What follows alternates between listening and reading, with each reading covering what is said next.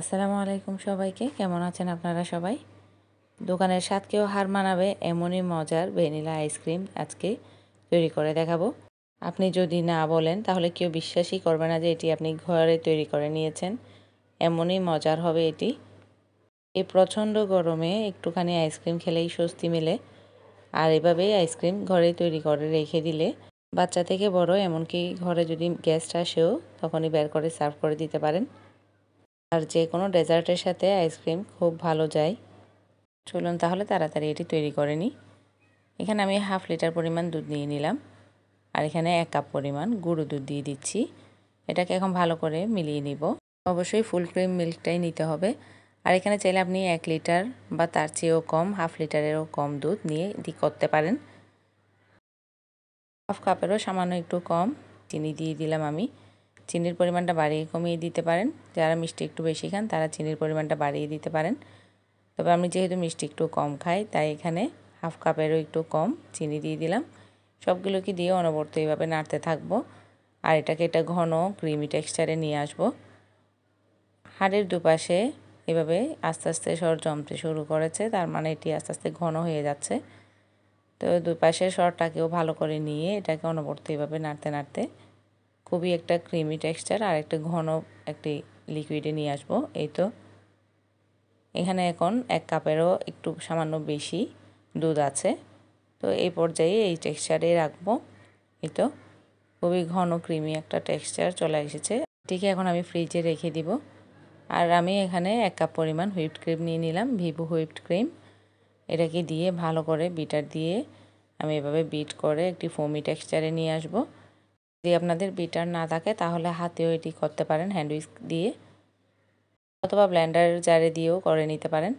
এখানে 2 থেকে 3 ফোঁটা আমি ভ্যানিলা এসেন্স দিয়ে দিচ্ছি। এটা দিয়ে আমি আরও কিছুক্ষণ বিট করে নিব। একটা ফোমি টেক্সচারে চলে আসবে। অবশ্যই বিট করার আগে এই পাত্রটা, যে পাত্রে আপনি বিট করবেন ওই পাত্রটা আর বিটারের 2টা স্ট্যান্ডই ফ্রিজে রেখে ঠান্ডা করে নিতে হবে। আর ভিভো ক্রিমটাও ঠান্ডা ঠান্ডা ফ্রিজ থেকে বের করেই এভাবে বিট করে নিতে হবে, তাহলে সহজেই টেক্সচারটা সুন্দর আসবে। এভাবে বিট করতে করতে এমনই একটি সুন্দর ক্রিমি টেক্সচার চলে আসবে, তখনই আমি তৈরি করে রাখা দুধের সেই ঘন মিশ্রণটা এই ক্রিমের মধ্যে দিয়ে দিব। এটা দিয়ে এখন অনবরত ভালো করে বিট করে নিব। দুধের মিশ্রণটা তৈরি করার পর একটুখানি ঠান্ডা করে সাথে সাথে যদি ফ্রিজে রেখে দিই তাহলে এইভাবেই ঠান্ডা ঠান্ডা মিশ্রণটা ক্রিমের সাথে মিক্স করে বিট করতে গেলে খুবই সুন্দর একটি ক্রিমি টেক্সচার হবে। তাই দুধের মিশ্রণটাকে অবশ্যই তৈরি করে নিয়ে ফ্রিজে রেখে দিতে হবে কিছুক্ষণের জন্য। তাই এখন আমি সবগুলো মিলিয়ে বিট করে নিচ্ছি। খুবই সুন্দর ক্রিমি একটা টেক্সচার চলে আসবে এখন। কিছুক্ষণ বিট করতে করতে এভাবেই খুবই সুন্দর একটি ক্রিমি টেক্সচার চলে আসবে। এই তো খুবই সুন্দর, একেবারে ক্রিমি। এখন এই পর্যায়ে এই মিশ্রণটিকে আমি ডিপ ফ্রিজে রেখে দেব 2 থেকে 3 ঘন্টার জন্য। এভাবে যদি ফ্রিজে রেখে দিই তাহলে আইসক্রিমের টেক্সচারটা খুব বেশি স্মুথ হবে। এখন 2 থেকে 3 ঘন্টা পর আমি এটি ফ্রিজ থেকে বের করে নিয়েছি। আমি স্ট্যান্ড সহ রেখে দিয়েছিলাম ফ্রিজে। সব কিছু যদি ঠান্ডা অবস্থাতেই বিট করা হয় তাহলে টেক্সচারটা খুবই সুন্দর আসে। তাই এখানে আমি 2 থেকে 3 ঘন্টা পর ডিপ ফ্রিজ থেকে এগুলো বের করে নিয়ে খুবই ভালোভাবে এটাকে বিট করে নিচ্ছি আবারও।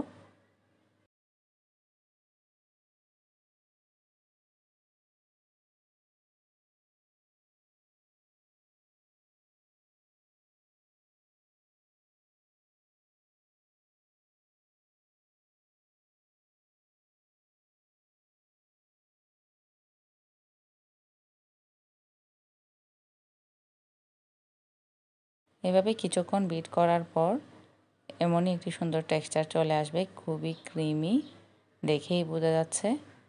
এখন এই পর্যায়ে এটাকে আমি সেট করার জন্য একটি আইসক্রিমের বক্সে নিয়ে নিব। আমি একটি 1 কেজি পরিমাণ আইসক্রিমের বক্স নিয়ে নিলাম আর ওখানে এটাকে দিয়ে দিচ্ছি।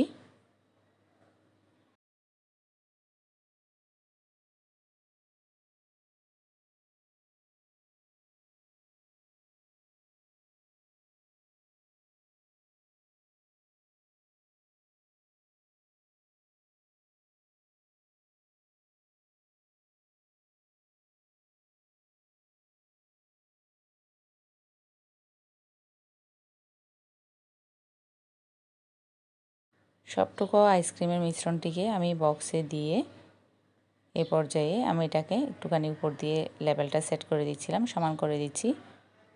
এটাকে চাইলে এখন এই পর্যায়ে ডিপ ফ্রিজে রেখে দিতে পারেন, অথবা চাইলে আপনারা আপনাদের পছন্দ মতো গার্নিশিং করে নিতে পারেন। এখানে আমি পেস্তা বাদাম কুচি দিয়ে গার্নিশিং করে নিচ্ছি, আর চাইলে এখানে কিশমিশও দেওয়া যেতে পারে। শুধু কিশমিশ দিয়েও এটাকে গার্নিশিং করা যেতে পারে, অথবা শুধুই পেস্তা বাদাম, অথবা কিছুই না দিয়েও যদি এটাকে আপনারা সেট করে যদি খান তাহলেও খুবই মজার হবে। আমি এখন উপরে পেস্তা বাদাম কুচি দিয়ে গার্নিশিং করে নিয়ে এটাকে এখন 7 থেকে 8 ঘন্টার জন্য ডিপ ফ্রিজে রেখে দিব। ভালো করে সেট হয়ে গেলে 7 থেকে 8 ঘন্টা পরে এটাকে আমি ফ্রিজ থেকে বের করে নিব।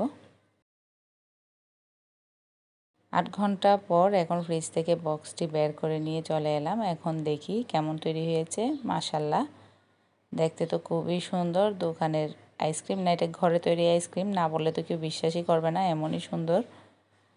এখন এটাকে আমি চামচ দিয়ে এইভাবে তুলে নিচ্ছি। এতটাই মজার আর এতটাই ক্রিমি ছিল এটি, এক বসাতেই যেন পুরো বক্সটা শেষ করে দেওয়া যাবে।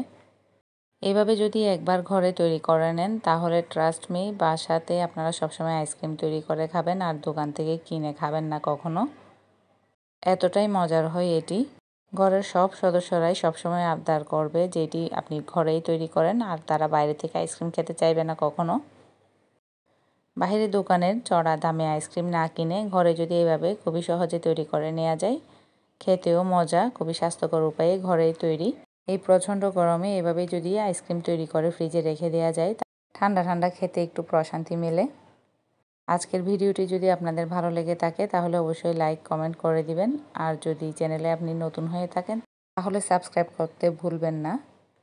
এই প্রচণ্ড গরমে অন্তত একবার এভাবে ঘরে আইসক্রিম তৈরি করে দেখুন, দেখবেন সবাই কিভাবে আপনার ফ্যান হয়ে যায়।